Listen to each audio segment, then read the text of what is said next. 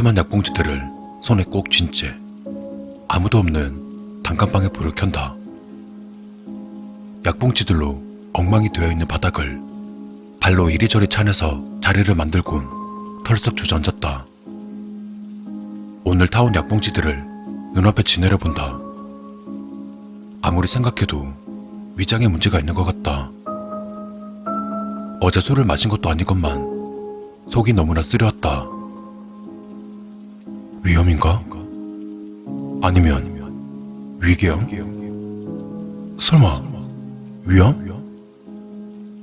밤새 온갖 상상을 다 하느라 한숨도 자지 못했고 날이 밝자마자 대학병원을 찾았다.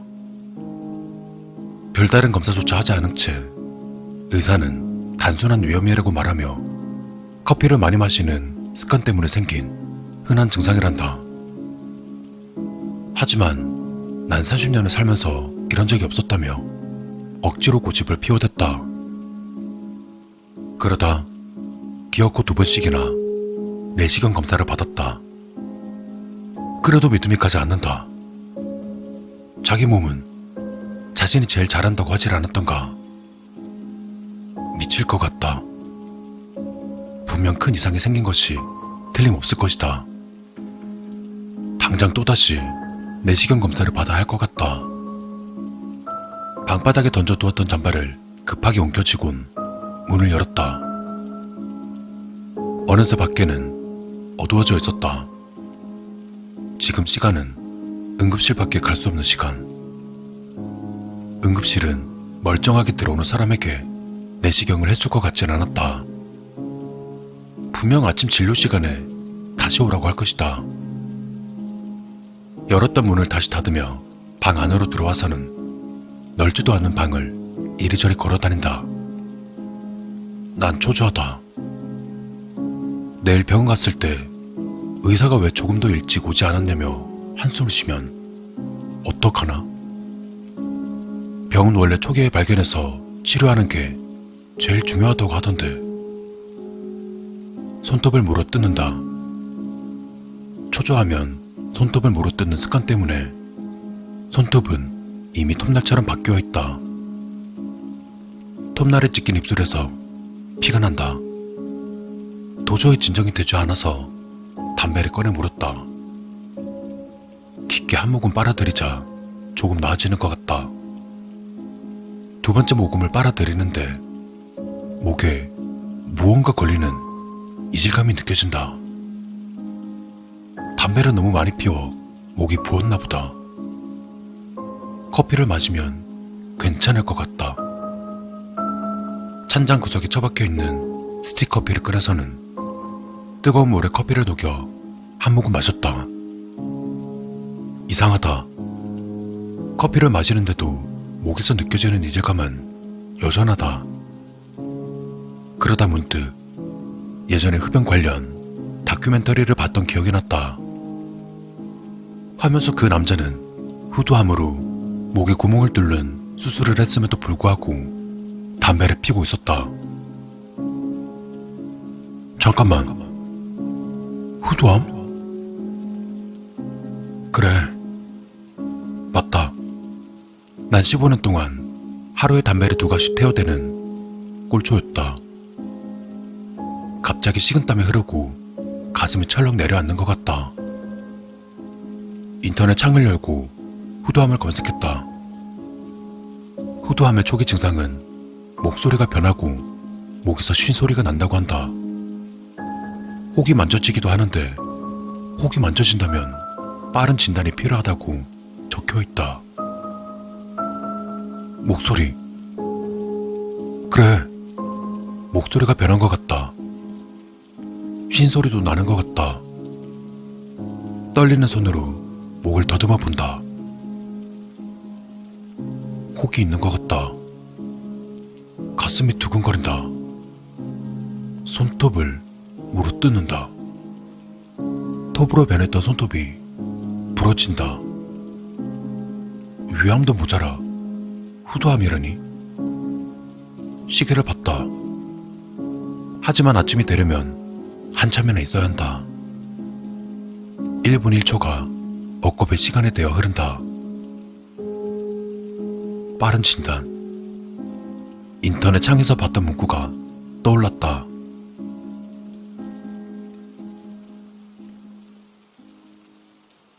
그래, 빠른 진단. 어차피 병원 가서 내시경을 받아봐도 오늘 그 의사처럼 아무 이상이 없다는 사무적인 말만 하겠지? 내 눈으로 직접 봐야 한다. 돌팔이 같은 의사와 내시경 기계 따위에 맡길 바에야 내 눈으로 직접 보면 그것만큼 확실하게 없을 것 같다. 왜 진작 그 생각을 못했을까? 갑자기 기분이 좋아진다. 싱크대를 열어 제일 날카로워 보이는 놈으로 꺼내서 물을 끓여 소독했다. 소독하지 않으면 균이 내 몸으로 들어와 이상이 생길 것이다. 한참 끓는 물에 담가두었던 놈을 꺼내서 손에 집어들었다. 그리고 모니터에 후드 암덩어리로 보이는 혹사진을 띄워두고는 그 옆에 거울을 가져다 둔 뒤 크게 숨을 들이마셨다. 긴장된다.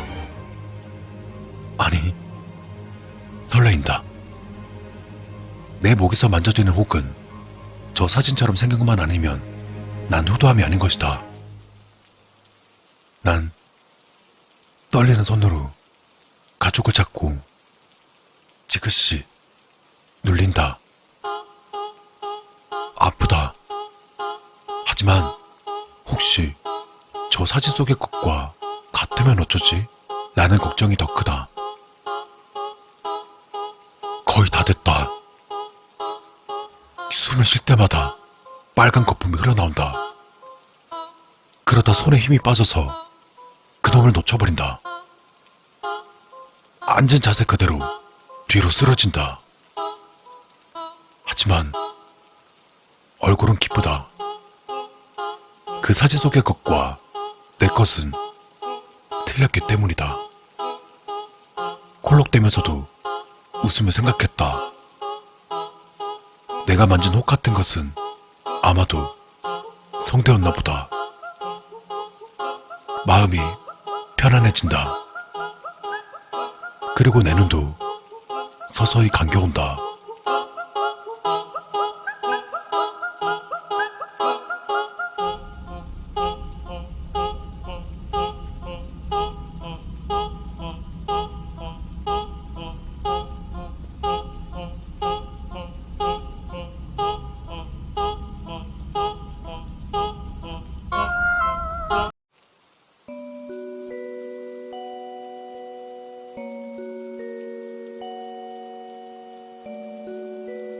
첫 번째 이야기.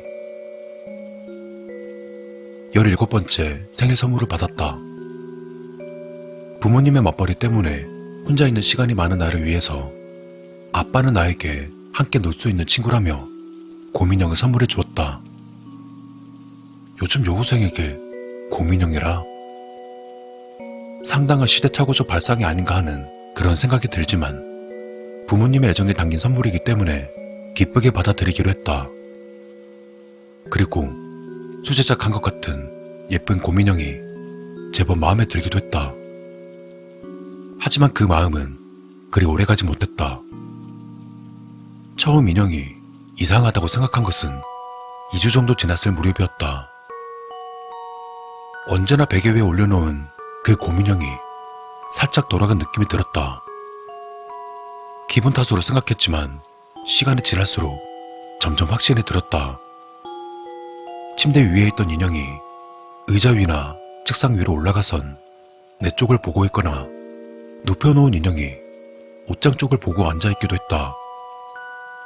심지어 분명 방 안에 놔둔 인형이 몇 번이나 욕실에 있기도 했다. 인형이 스스로 움직였다고 믿기는 어려웠지만 반복되는 이상한 일에 난 무서워지기 시작했다.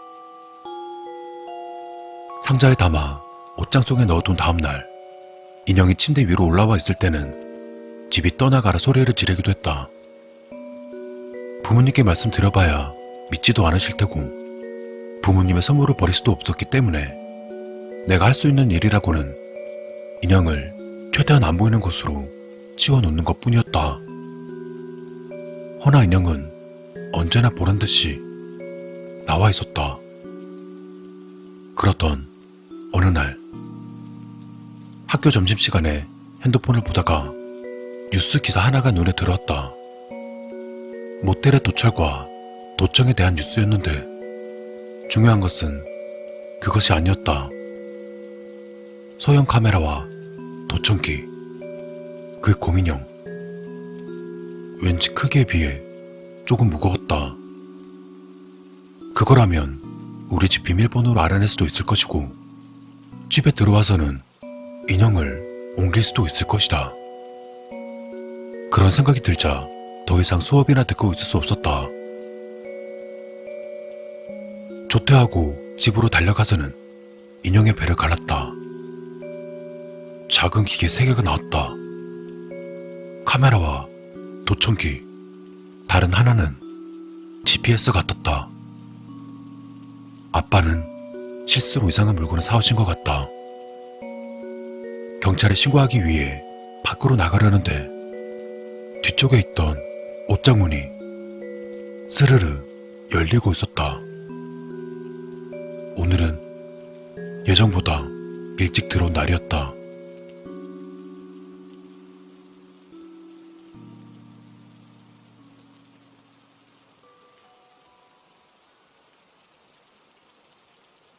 두 번째 이야기. 가위, 바위, 보. 어머니께서 말씀하셨다. 바위는 가위를 이길 수 있고, 보는 바위를 이길 수 있고, 가위는 보를 이긴다. 왜 그런가요? 단단한 바위는 가위로 자를 수 없고, 천은 바위로 감싸고, 가위로 천을 찍기 때문이란다. 조금 이상해요, 엄마. 뭐가? 바위는 가위한테 안 진다는 의미이지 이긴다는 의미가 아니잖아요. 어머니는 내게 시끄럽다 말씀하시며 내 뺨을 때리셨다. 이제 알겠니? 네, 알겠어요. 사실 이유는 잘 모르겠다. 얼굴이 따끔거려서 너무 아팠다. 난 정말 아무것도 모르겠는데 모르겠단 말을 입 밖으로 꺼내는 순간 항상 어머니는 날 때리신다.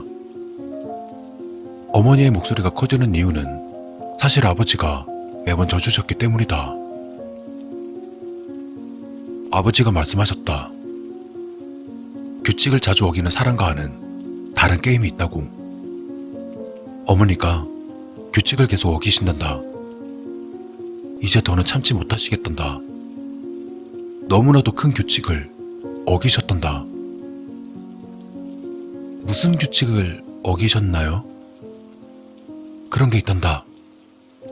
어른들의 규칙. 거꾸로 하는 가위바위보. 아버지는 말씀하셨다. 가위는 바위를 이기고, 바위는 볼을 이기고, 보는 가위를 이긴다고. 왜 그런가요? 가위는 바위 구멍을 후벼 파고, 바위는 천을 찍고 나와선 사람을 다치게 하고, 천은 가위처럼 날카로운 새치열을 봉한단다.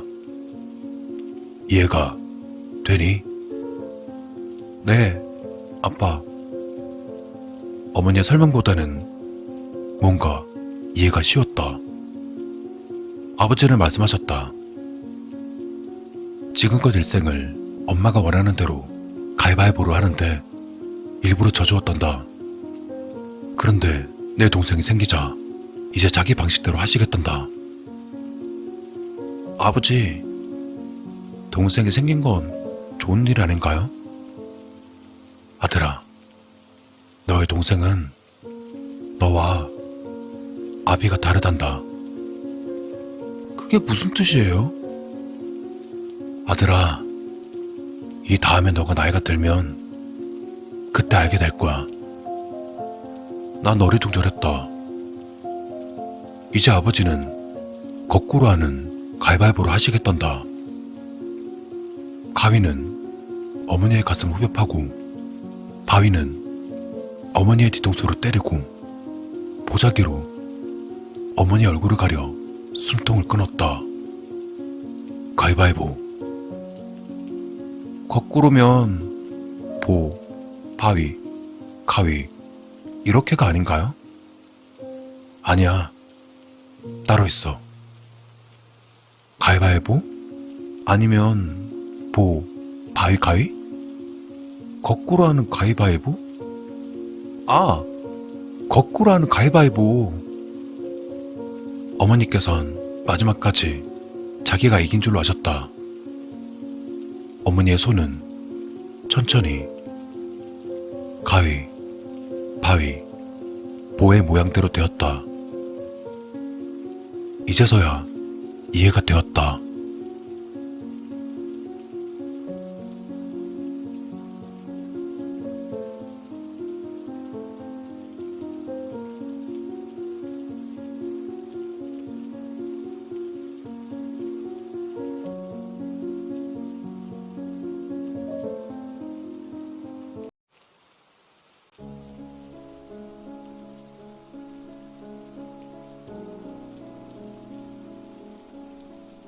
보인다.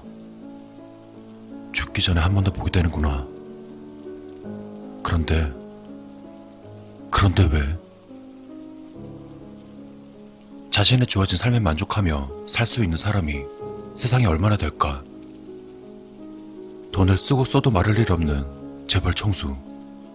한 나라의 모든 권한을 가지고 국가의 중대 사항을 자제할 수 있는 대통령. 이렇게 대단한 사람들 역시 언론에 뿜어져 나오는 사건 사고를 보면 자신의 삶에 만족하진 않아 보인다. 너무 많은 것들을 누리고 있어서일까? 이들에 비하면 위에서 말한 재벌 총수의 아들은 아니지만 부유한 가정에 자라서 큰 걱정 없이 지내온 나로서는 내 삶에 만족하며 살고 있다. 얼굴도 미인이지만 속마음에 비하면 내실이 꽉 찬 아내와 사춘기로 한창 반항하고 말썽을 부릴 나이임에도 불구하고 그런 내색 없이 착실히 잘 생활하고 있는 아들 녀석. 부모님께서 이런 화목한 가정을 이루고 있는 모습을 보셨다면 굉장히 기뻐하셨을 텐데 말이다. 부모님께서는 내가 어렸을 때부터 헌신적이셨다. 그럴 수밖에 없던 것이 어릴 적 8살 터울이 나던 형이 하나 있었는데 병으로 세상을 떠났기 때문에 형이 받아야 했을 관심과 사랑까지 나에게 베풀어 주실 수밖에 없었다. 그런 환경에서 자란 나는 당연히 이기적일 수밖에 없었고 항상 뒷바라지만 해주시는 부모님을 존경심이 아닌 그냥 내가 말만 하면 뭐든 해주는 그런 존재로 여겼었다. 그러던 중 내가 고1 때 어머니는 형이 겪었던 것과 같은 병으로 돌아가셨고 그때부터 굉장히 힘들어하시던 아버지께서는 계속 정신을 놓고 사시다 수능을 앞둔 전날 밤에 술을 드시고 운전을 하시다 회복이 불가능한 수준의 교통사고가 나셨고 어차피 의식도 없으셨지만 눈도 실명이 되신 상태가 되셨다. 당시에 나는 어렸었게도 깨어나셔도 앞도 볼 수 없는 아버지를 믿고 살기란 세상에 허락하지 않다는 생각을 했고 아버지가 깨어나신 뒤 들어갈 비용과 고통을 생각하면 차라리 그냥 돌아가셨으면 하는 어리석은 생각도 했었다. 그런데 하늘이 나의 바람을 이루어 주신 걸까? 수능을 앞둔 하루 전날, 아니 수능 보는 날 새벽 2시경 병원에서 한 통의 전화가 걸려왔다. 아버지는 오늘 아침을 넘기 힘드실 것 같다고 말했다. 나는 안도의 한숨을 쉬며 새어나오는 웃음을 참을 수가 없었다. 새벽 6시경 의사 선생님은 아버지께 마지막 인사를 하라고 말했다. 난 억지로 눈물을 쏟아내며 안도의 웃음이 터져 나오는 것을 막는 내 표정은 참 가관이었을 것이다. 내 말이 끝나기가 무섭게 아버지는 숨을 거두셨고 난 억지로 흘린 눈물을 감추고는 수능 시험장으로 출발했다. 그때 수능장으로 가차없이 출발하는 나의 모습에 의사와 간호사들이 사라지는 내 모습을 한동안 멍하니 쳐다보고 있던 것이 기억난다. 수능은 예상보다 훨씬 좋은 점수를 거두었고 누구나가 부러워하는 좋은 대학에 갈 수 있었다.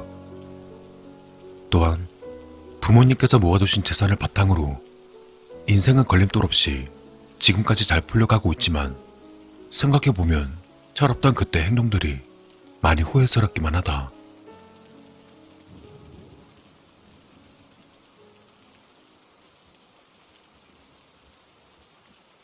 아빠 다녀오셨어요?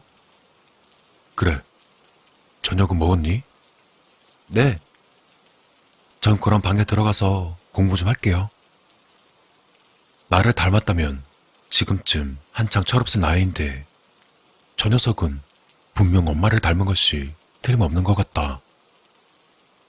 저녁 8시가 넘은 시간임에도 불구하고 아내는 앞치마를 두른 채 나에게 반갑게 인사를 건넨다. 고생했어요. 아직 식사 안 했죠? 얼른 와서 식사부터 해요. 행복하다. 너무 행복하다. 아버지는 이런 행복 속에서 형이 죽고 어머니가 돌아가시고 점점 철없는 행동하는 날 보면서 많이 힘드셨을 거야. 이런 행복이 깨진다면 나 역시 깨져버리겠구나. 제발 깨지지 않았으면. 이 행복이 내 자신이. 영원한 건 아무것도 없다. 내 행복 또한 영원할 수 없었나 보다. 참 이상하게 계속 잠만 자는데도 피곤하고 눈앞이 침침하고 먹어도 살이 빠지길래 병원을 가보았더니 당뇨병이라는 진단을 받았다. 신장은 이미 손상돼서 투석을 받아야 하는 상황이었고 혹시 모를 합병증을 예방하기 위해서 최대한의 관심을 기울여야 한다는 것이었다. 1년에 한 번 하는 형식상의 정기검진에서는 아무 문제도 없었던 내 몸이 이미 만신창이가 되었다는 소식에 나 역시 힘들었지만 아내와 아들이 너무나 힘들어했다. 철없던 시절 나와는 다르게 아내는 항상 병원에 검사를 받으러 갈 때마다 내 걱정에 함께 동반해 주었고 아들 역시 시간이 될 때마다 내 곁에서 함께 해주었다. 헌신적인 내 아내와 아들의 모습을 보는 것 또한 나에게는 행복으로 다가왔다. 이 행복함은 영원할 것이라 생각한다.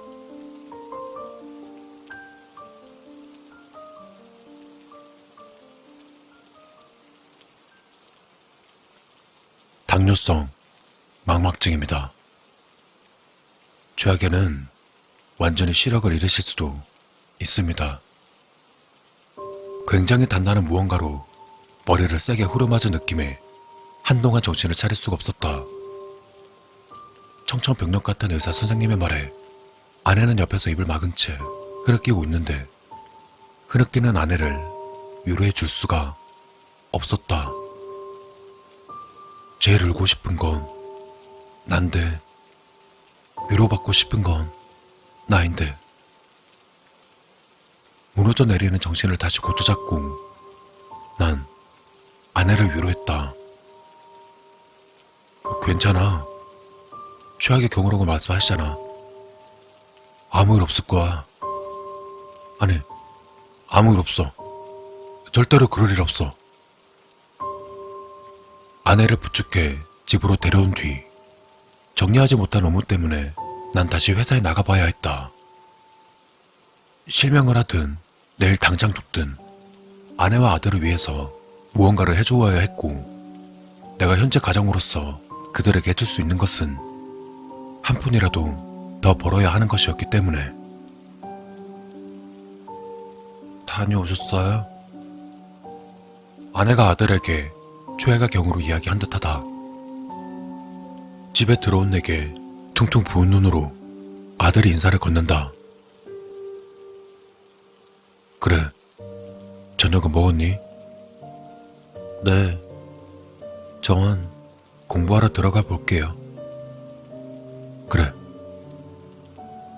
어깨가 축 처진 채 들어가던 녀석이 내 쪽으로 뒤를 돌며 울음을 꾹 참는 듯한 얼굴로 말을 건넨다. 아빠, 힘내세요. 절대로 그런 일은 일어나지 않을 거예요. 그래, 고맙다.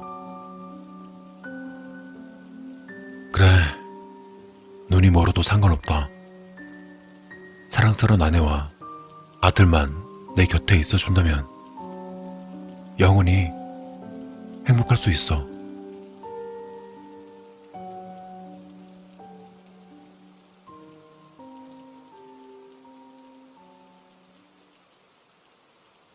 잠이 깼다. 아닌가? 잠이 깨지 않은 건가? 꿈인가? 설마 벌써? 실명을 할 수 있다는 의사의 말을 들은 지 몇 달이나 지났다고 벌써 이렇게. 이상해서 잠에서 깼는데 아무것도 보이지가 않는다. 아무것도. 사랑하는 아내와 아들도. 그로부터 2년 뒤 신장 투석이고 인슐린 투여고 나발이고 아무것도 소용이 없었다. 몸은 하루하루 지나갈수록 점점 망가져갔고 나 역시 아버지처럼 가만히 누워있을 수밖에 없었다. 하지만 나는 그때의 아버지와는 다르다. 나에게는 사랑하는 아내와 아들이 곁에 있다. 보이지는 않지만 흐느끼며 울고 있는 소리로 느낄 수 있다. 난 행복하게 인생의 마침표를 찍을 수 있을 것 같다. 때가 된 것 같다. 호흡기를 달고 있음에도 숨을 쉬기가 점점 버거워진다. 온몸의 피가 거꾸로 도는 기분이 들기 시작하며 몽롱해진다. 아내와 아들의 울음소리도 삐빅거리는 듣기 싫은 자본과 함께 섞이기 시작한다. 헌데 이상하다. 정신은 흐릿해지는데 깜깜했던 시야가 조금씩 밝아진다. 뭐야? 왜 갑자기 앞이 보이기? 이런 사악한 나에게 마지막으로 이런 행복을 또 안겨주려나 보다. 보인다. 죽기 전에 한 번이라도 더 보게 되는구나. 그런데 왜? 너희들 왜 웃고 있는 거야?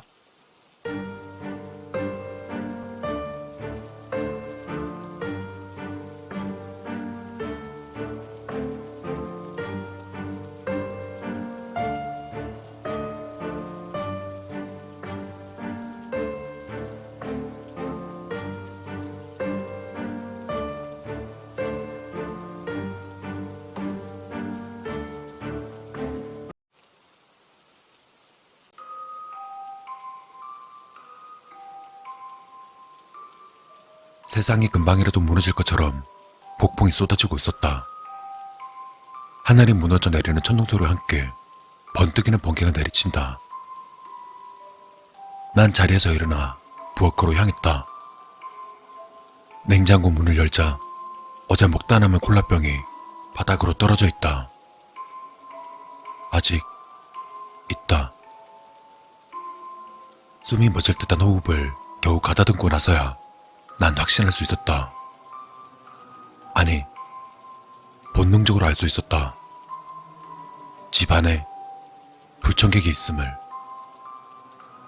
언제부터인지 집안의 물건들 위치가 조금씩 바뀌어져 있었고 음식의 양들이 줄어드는 것들이 느껴지고 있었다. 난 17살 때부터 혼자 살아 그런지 내가 먹는 양과 물건의 위치는 잘 파악하고 있었고 성격이 많이 예민한 편이라 지금의 이 상황을 느낄 수 있었다. 공포에 사로잡혀 몸이 굳은 채 미친 듯이 떨려오는 녹음을 겨우 진정시키고 누나를 천천히 굴려 집안 구석구석 탐색했다. 긴장을 해서 그런지 속이 울렁거렸고 호흡은 빨라지고 있었다.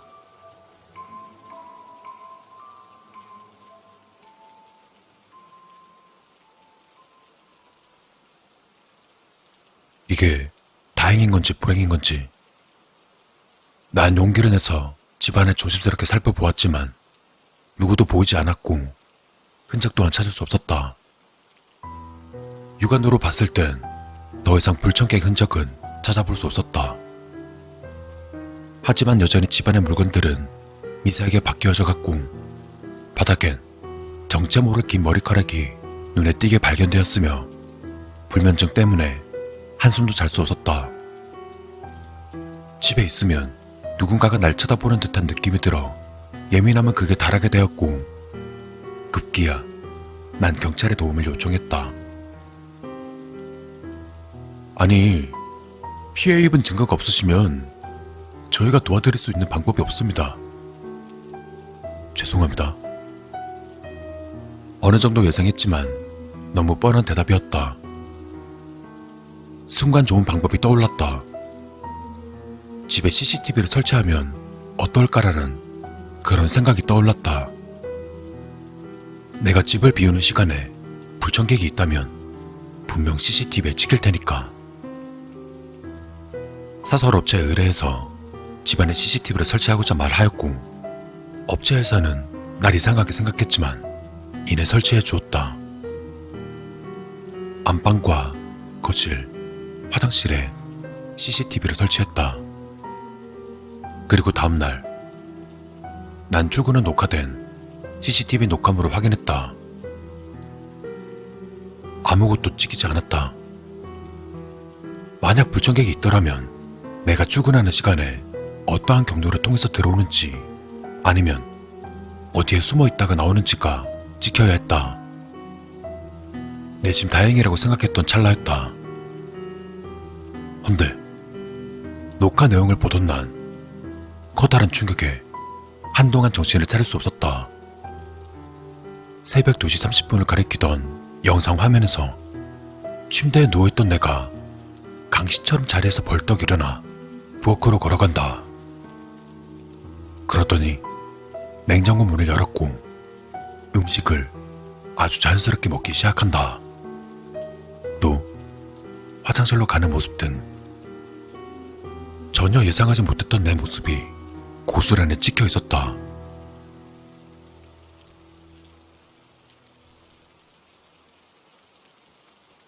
사실 난 어렸을 적 몽유병 환자였고 이 사실을 평생을 모르고 살아온 채 최근에서야 알게 된 것이다.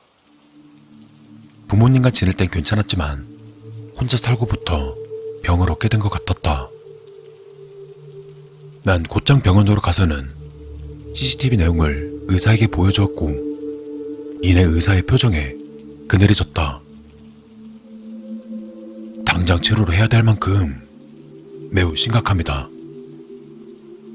의사는 이렇게 심각한 환자는 처음 본다며 이렇게 오랜 시간 아무렇지도 않게 일상생활을 하는 나 같은 몽유병 환자는 극히 드물다고 말했다. 그래도 불청객의 존재가 나였다는 사실이 밝혀졌으니 내심 안심이 되었고 전부 다 나의 착각이었다는 것이 다행이라 느껴졌다. 불청객의 존재가 나였으니 이젠 CCTV는 필요 없어졌다. 난 업체에 전화해서 설치된 CCTV를 철거해 달라고 했다. 이내 얼마 지나지 않아 기사가 찾아왔고 방 안에 설치된 CCTV를 가리키며 내게 말했다. 설치한 지 얼마 안 되셨는데 빨리 철거하시네요. 아, 오해가 풀려서 이젠 필요 없게 됐네요. 그럼 철거는 오늘 바로 진행하는 걸로 하고 잠시 장비 좀 가지러 잠깐 내려갔다 올게요. 같이 내려가시죠. 저도 잠시 차에 갈 일이. 난 기사와 같이 1층으로 내려왔고 차에 필요한 서류를 가지고 올라가려던 찰나 기사가 다급히 나에게 말했다. 아, 이거 어쩌죠? 장비를 회사에 두고 와버려서. 어떡하지? 아, 내일은 예약이 꽉 찼는데. 정말 죄송한데 3일 뒤에 진행해도 될까요? 아님, 덮개만 풀어주시면 신속하게 저희가 처리해드릴게요. 아, 죄송해서 어떡하죠 이거? 어쩔 수 없이 할인해준다는 기사의 말을 듣고 집으로 올라가 각 방에 설치된 덮개를 풀어주었다.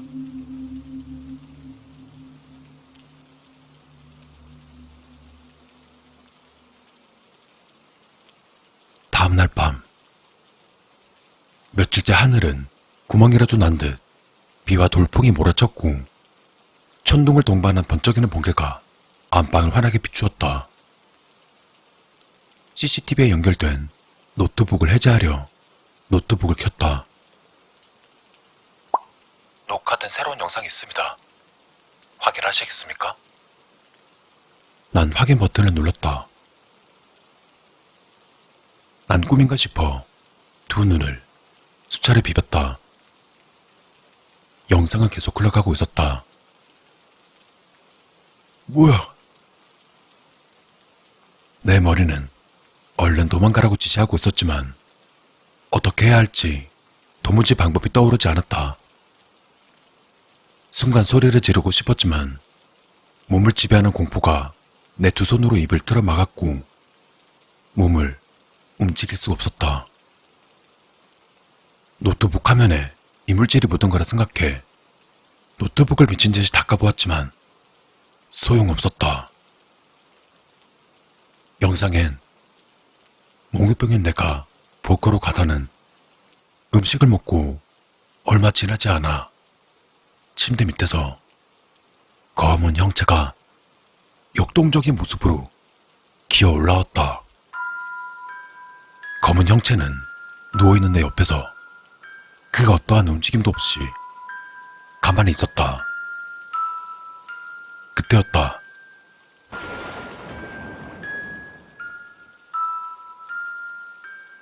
천둥 소리는 굉장했다. 그때 침실을 환하게 비추는 번개도 함께였다.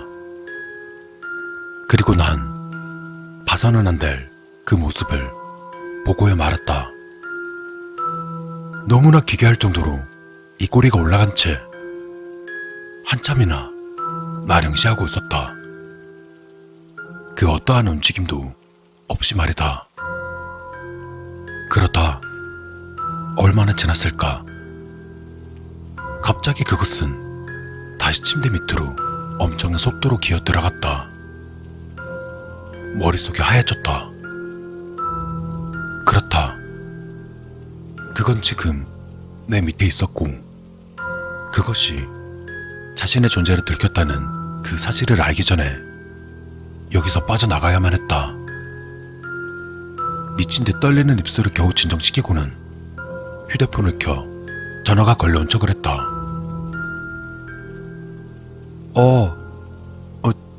지금? 아, 알았어. 나갈게. 집 날게. 지금 나가. 떨림이 진정되지 않았다.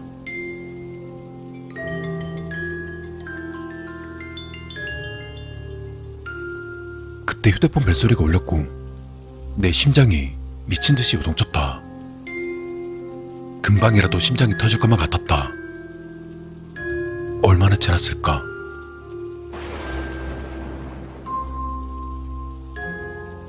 다시금 천둥의 경음을 내며 번개가 침실을 환하게 비추었고 내 옆으로 공포가 뚜렷하게 들려왔다. 야, 너 뭐하냐? 언제부터 쳐다보고 있었던 걸까? 침대 밑에서 머리만 나온 채 검은색 점을 찍은 듯한 여자는 이 꼬리가 올라가 있었다.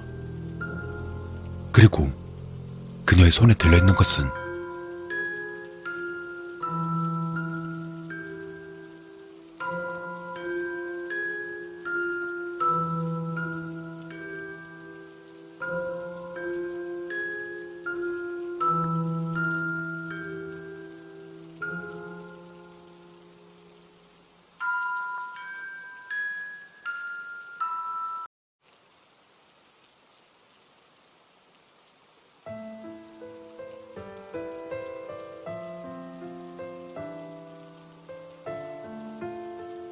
아주 어릴 적 창문 너머 하늘빛이 푸르게 물들 때쯤 옆자리가 허전한 잠에 깨면 항상 어머니는 화장대 앞에 앉아 곱게 화장을 하시곤 하셨다.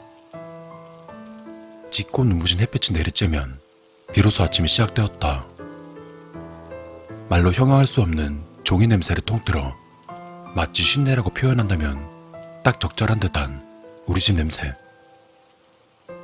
군침 도는 싸구려 아이스크림부터 애들 입맛에는 맞을 법한 싸구려 불량식품, 벽 한 켠을 뜯어 만든 조잡한 진열장엔 싸구려 장난감들이 즐비했다.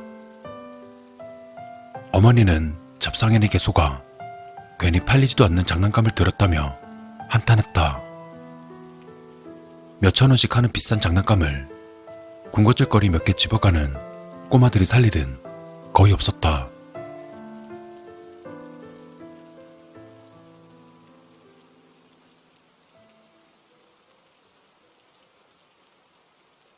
때론 아버지가 가끔 집에 돌아오시곤 하셨다.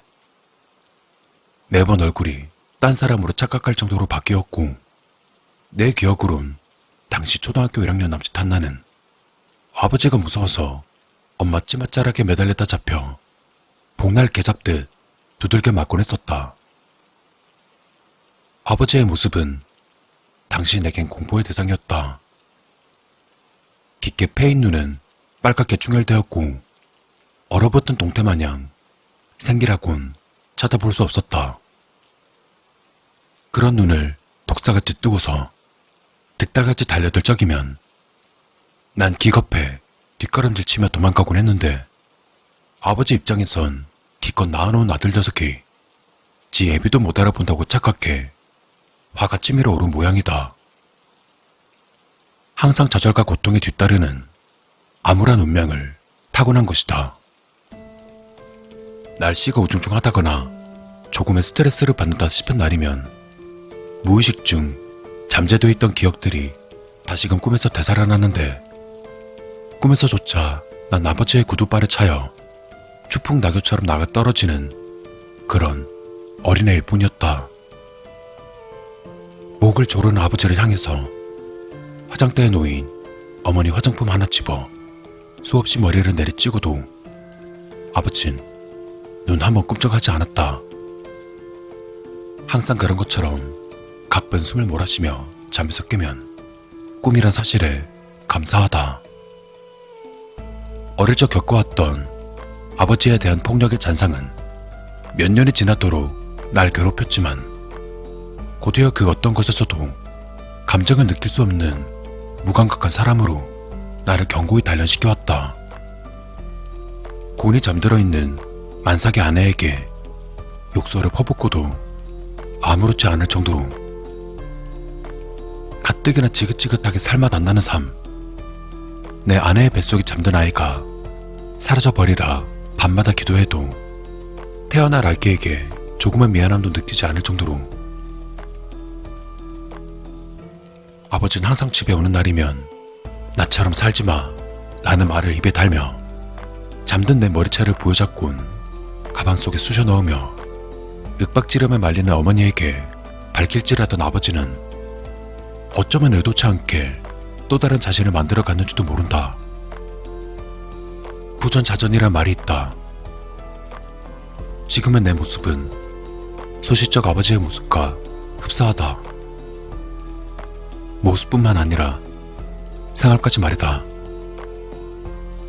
아버지가 낳은 아들은 아들을 낳은 아버지가 되어 아버지처럼 살아가리. 나의 아이로 하여금 운명의 굴레를 벗어날 수 있도록.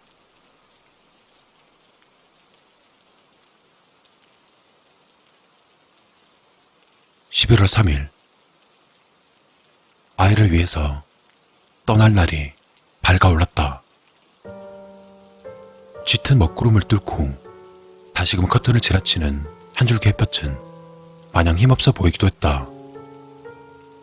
어쩌면 먼 훗날 내 아이의 앞날이란 생각이 문득 머릿속을 지나쳤다. 위태로운 삶과 보잘것없는 삶, 내게 부합되는 아버지에게 물려받은 모든 것.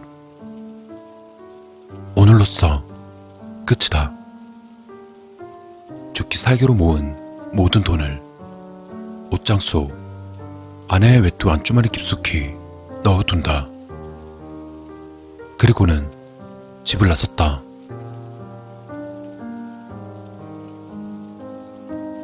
집 밖을 나서는 발걸음은 왠지 모르게 가볍다. 코끝에 스치는 생전 맡아보지 못한 지독한 냄새. 눈앞에 아른거리는 뿌옇게 피어오르는 연기.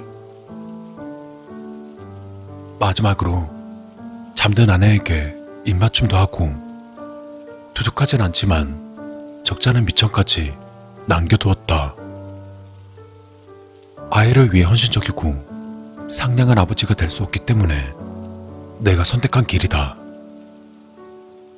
차츰 감기는 눈꺼풀 사이로 먹구름 가진 맑디 맑은 하늘과 찬란한 햇볕이 보이기 시작함과 동시에 서서히 눈을 감았다.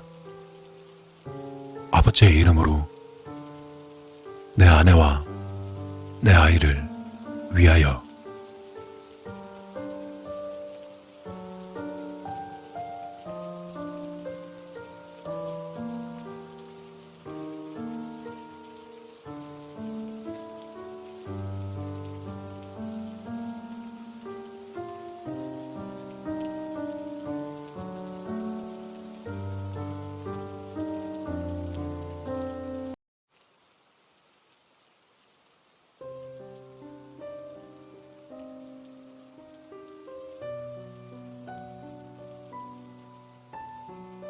제가 25살이었을 때 약 1년 동안 사귄 남자친구가 있었습니다.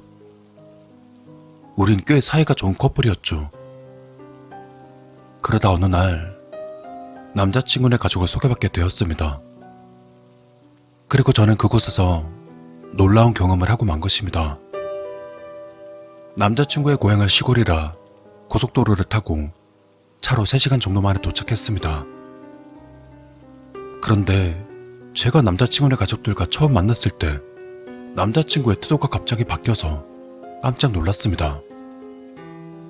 평소에 다정하고 착했던 남자친구가 부모님 앞에서는 으스대고 싶었던 것인지 저를 야라고 부르며 명령조로 말하기 시작했습니다. 지금까지 단 한 번도 야라고 부른 적은 한 번도 없었기에 한마디 하고 싶었지만 남자친구의 부모님 집이기 때문에 참을 수밖에 없었습니다. 남자친구의 부모님도 상황은 다르지 않았습니다. 특히 아버지는 무척 거만한 성격이었습니다. 어머니가 조금이라도 자기 뜻대로 행동하지 않으면 바로 소리를 질렀고 어머니는 그저 묵묵히 아버지의 말을 따랐습니다. 이 집은 확실히 이상했습니다. 저는 여기 와버린 것, 그리고 남자친구의 본성을 진작에 간파하지 못한 것을 후회하기 시작했습니다. 아직 결혼하기로 한 것도 아닌데 남자친구의 부모님과 이야기를 나누다 보면 이야기가 껑충 뛰었습니다. 결혼하면 여기서 같이 살 거지? 이런 식으로요. 저는 남자친구에게서 아무 말도 듣지 못했기 때문에 아직 결정된 건 아니에요 라고만 답했습니다.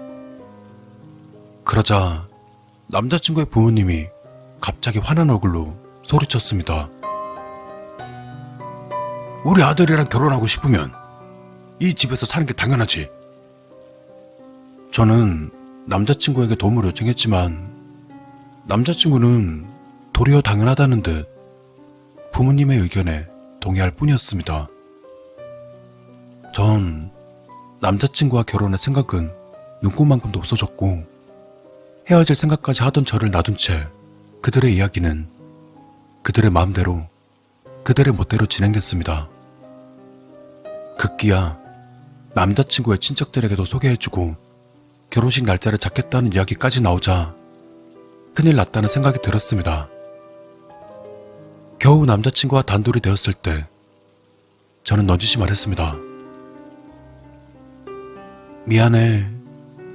오늘 몸이 좀 안 좋아서 먼저 갈게. 도저히 말이 통하질 않아서 혼자 집에 갈 생각이었습니다. 도망가려고? 하지만 남자친구는 제 팔을 붙잡고 억지로 어디론가 끌고 가려 했습니다. 저는 필사적으로 저항했지만 그의 힘에 붙이지 못하고 그대로 잠긴 방 안에 갇혔습니다. 전 소리를 질렀지만 아무도 열어주질 않았고 방에 혼자 갇히고 말았습니다. 말도 안 되는 상황이 되고 말았습니다. 시골이라 그런지 핸드폰도 통화권 이탈 상태. 저는 어찌할 바를 몰라서 그저 망연자실해 있었습니다. 잠시 후 문이 열리더니 남자친구의 어머니가 들어왔습니다. 어쩌면 어머니가 도와주실지도 모른다고 생각했지만 그 희미한 기대감은 곧바로 짓밟혔습니다. 지금 당장 혼인신고서에 서명해. 그러면 내보내줄게. 어머니의 손엔 정말로 혼인신고서가 있었습니다. 이 집에서 절대 살 수 없다고 느낀 저는 말했습니다. 난 못해요.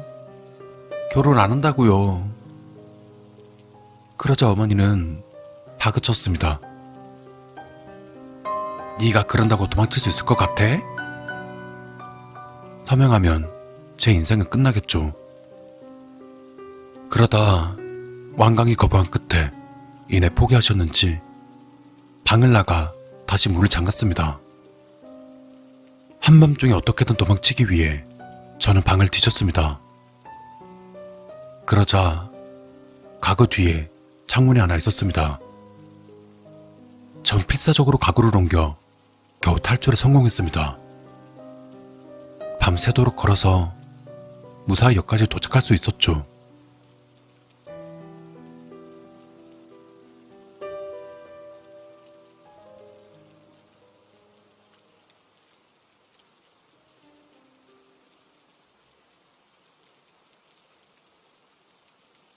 그날이 지난 뒤 저는 매일 남자친구에 걸려오는 전화와 문자를 받아야 했습니다. 도망칠 수 있을 것 같아? 용서 못해.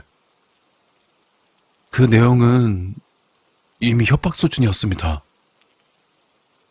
혼자 살던 집으로 돌아가기도 무서워서 친구들의 도움을 받아 잠자리를 옮기면 전전하다. 결국에 저는 멀리 이사하게 되었습니다. 그리고 지원단체의 협조도 얻어 남자친구에게서 벗어날 수는 있었습니다. 하지만 친구들이 말하길 남자친구가 여전히 제가 어디 있는지 찾고 있으며 예전에 살던 아파트 근처를 서성거린다고 합니다. 심지어 저희 부모님 집 근처에서 남자친구를 봤다는 이야기마저 들었습니다.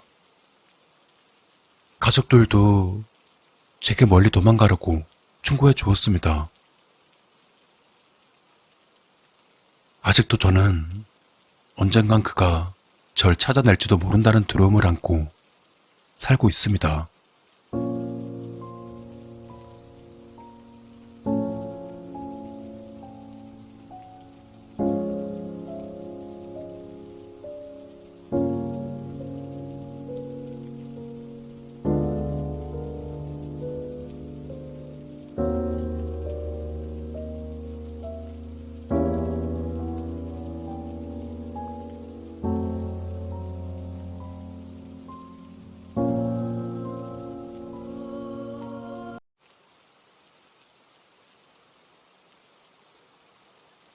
지금은 조금 안정되었지만 현재 진행 중인 이야기입니다. 이야기가 조금 길어질 것 같지만 그래도 읽어주셨으면 좋겠습니다.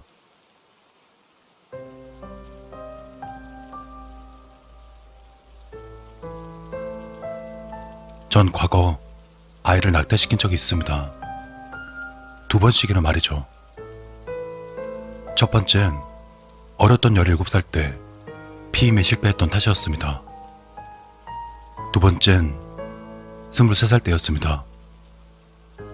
당시 여자친구와는 2년 정도 사귀고 있었고 전 그녀와 결혼까지 생각하고 있었습니다. 그렇기 때문에 아이가 생겨도 괜찮다고 생각하며 약혼도 하지 않은 상태에서 피임도 하지 않고 관계를 가지곤 했었습니다. 딱히 그녀도 거부하지 않았었고요. 역시 여자친구는 얼마 못 가 임신을 했고 전 그것을 기회로 청혼했습니다. 전 당연히 받아줄 것이라 생각했지만 그냥 부모님에게 거절할 수 없는 혼담이 들어왔다며 반대로 헤어지자고 말을 꺼냈습니다. 집안의 사정이랄까 정략 결혼 같은 것은 아니지만 비슷한 느낌이었습니다. 그렇지만 헤어진다 해도 아이가 문제였습니다. 전 정말로 아이가 보고 싶었습니다. 아이는 나 혼자서라도 키울 테니 아이만은 꼭 낳아달라 부탁했지만 그녀와 결혼 예정인 시부모님마저 찾아와서는 어쩔 수 없이 낙태를 하고 말았습니다. 결혼하는 신부에게 다른 남자 아이가 있다는 것은 말이 안 된다는 것이었죠.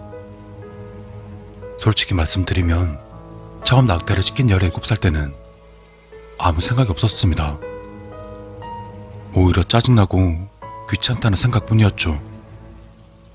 하지만 이번 일만큼은 도저히 눈물을 참을 수가 없었습니다.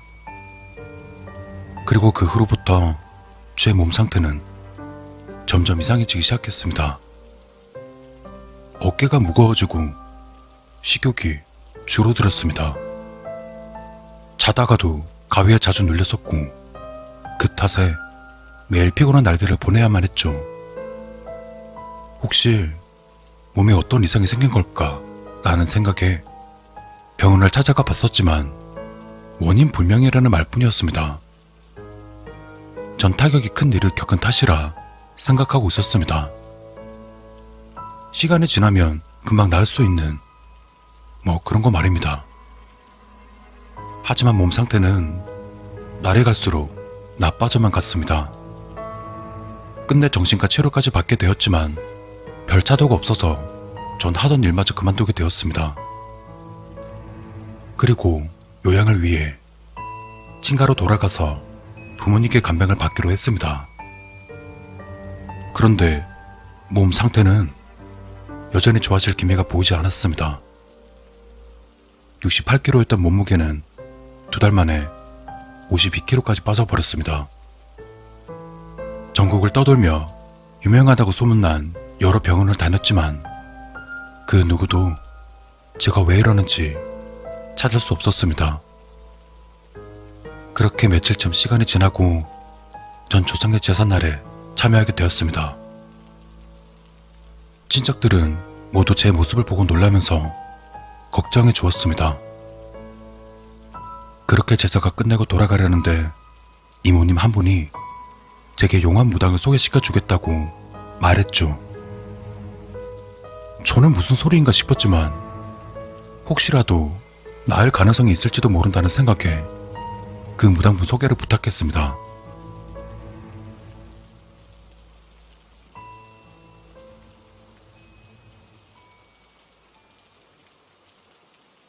그리고 며칠이 흐르고 무당은 절 보자마자 이렇게 말했습니다. 제 몸에 어린 아기 귀신이 붙어 있다고 말이죠. 충격이었습니다. 거기다 제 몸에 붙은 아이 귀신은 2명이라고 말했습니다. 전 낙태에 관해서는 친척은 물론이고 이 무당에게도 말한 적이 없었습니다. 전 매달리다시피 하면서 무당분에게 재령을 부탁했습니다. 그러다 무당은 재령은 해주겠다 말했죠. 하지만 무당의 대답은 어딘가 찜찜한 구석이 있는 듯 했습니다. 자세히 물어보니 아기들의 귀신은 제게 붙어 있지만 이 아기들이 제게 해를 끼칠 생각은 없다는 것이었습니다. 하지만 제 몸 상태가 안 좋은 것은 그 귀신들에게 영향을 끼치는 저의 후회와 더불어 다른 누군가의 후회가 겹친 탓이라는 것입니다. 그리고 저와 같이 후회하고 있는 사람도 몸이 안 좋아졌을 것이라는 말을 덧붙였습니다. 우선 전 아기들의 공양을 부탁했습니다. 조금 맥이 빠졌지만 마음 깊은 곳으로부터 간절한 마음으로 두 손을 모아서 기도했습니다. 그런데 이때 이상하리 많지 눈물이 나오더라고요. 전혀 슬프지도 않은데 아프지도 않은데 말이죠. 눈물은 계속 흘렀습니다. 그리고 반쯤 울고 있는 저를 보면서 무당은 이렇게 말했습니다. 지금 제 눈에서 흐르는 눈물이 절 괴롭힐 것이라 말이죠. 저 말고 후회하고 있는 사람. 그 사람은 17살 때의 여자친구나 23살 때의 여자친구 이 둘 중 하나라고밖에 생각할 수 없었습니다. 그렇지만 아무래도 청혼을 거절당한 데다 더 최근이었던 23살 때의 여자친구 쪽으로 기우는 것이 사실이었습니다. 전 몇 달 만에 그녀에게 연락하고 만나기로 했습니다. 몇 개월 만에 만난 그녀는 제 모습을 보더니 깜짝 놀란 것 같았습니다.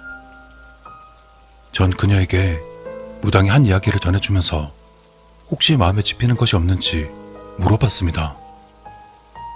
하지만 그녀는 아무것도 없고 아무 일도 없었다는 겁니다. 전 낙태에 대해서 후회하지 않냐고 물었습니다. 하지만 그녀는 신혼생활도 순조로운 데다 매일매일 행복하게 살고 있다고 했습니다. 낙태한 아기에게는 미안하지만 그다지 후회하고 있지는 않다고 말했죠. 그리고 그 이야기를 끝으로 전 제 자신이 너무 비참하게만 느껴지는 통에 곧 그 자리를 떠났습니다. 그리고 다음날 17살 때 만났던 여자친구에게 연락하려 했습니다. 하지만 오랜 시간이 지났던 탓인지 연락처는 없어진 상태였죠. 전 딱히 사이가 좋지 않은 옛 친구들에게까지 닥치는 대로 전화를 걸어서 그녀의 연락처를 알아봤습니다. 그러던 중 한 여자아이와 연락이 닿았고 전 그녀의 연락처를 물었습니다. 그런데 친구의 대답을 듣고 전 한동안 아무 말도 할 수가 없었습니다. 거꾸로 그 애가 저에게 질문을 던졌습니다. 그녀가 죽은 사실을 아직 모르고 있었냐고 말이죠. 그러고 한동안 머뭇거리는 듯 했습니다.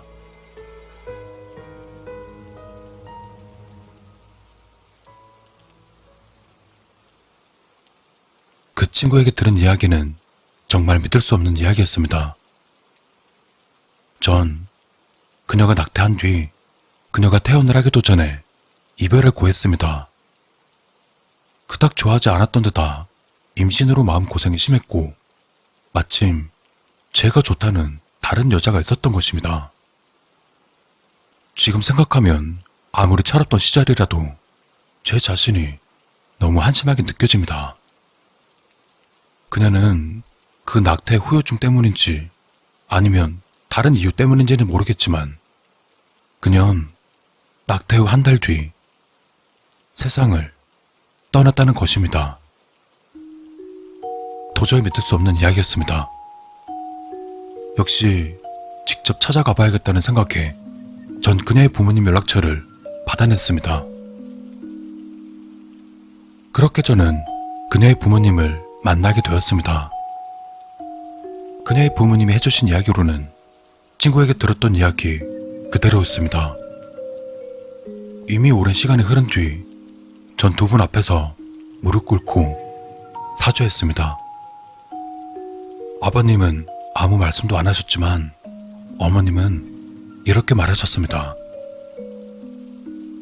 실수라고 해도 제 딸은 이제 돌아올 수 없어요.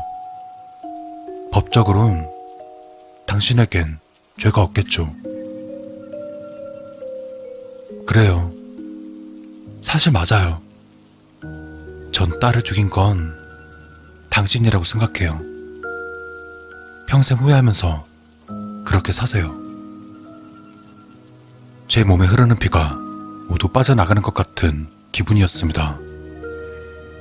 전 저주를 받고 있는 것이었습니다. 차라리 얻어맞거나 욕을 먹는 편이 좋았을 겁니다.